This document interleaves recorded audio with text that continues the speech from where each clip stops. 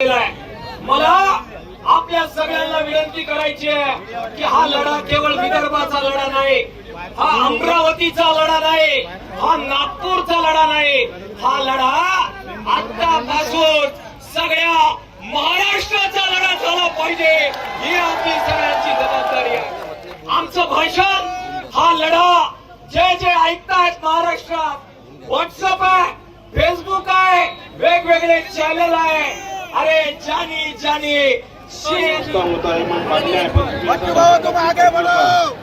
आणि सर्व शेतकरी नेत्यांची माफी मागून सर्वांनी कृपया थोडक्यात आपलं मनोगत व्यक्त करावं, जेणेकरून आता हे एवढ्या दुरून आलेले लोक आपल्याला सर्वांना ऐकू शकली पाहिजे.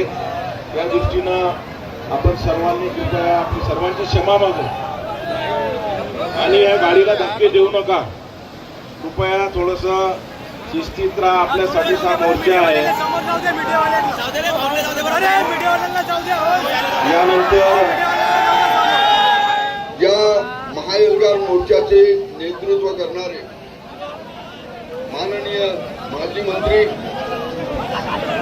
प्रहार संघटनेचे पक्षाचे नेते माननीय बच्चूभाऊ कडू, माझे येते काळचे विधानसभेतील सहकारी आणि दोनदा खासदार राहिलेले स्वाभिमानी शेतकरी संघटनेचे अध्यक्ष माननीय राजू शेट्टी, या महायुद्धार मोर्चाचे नेतृत्व करणारे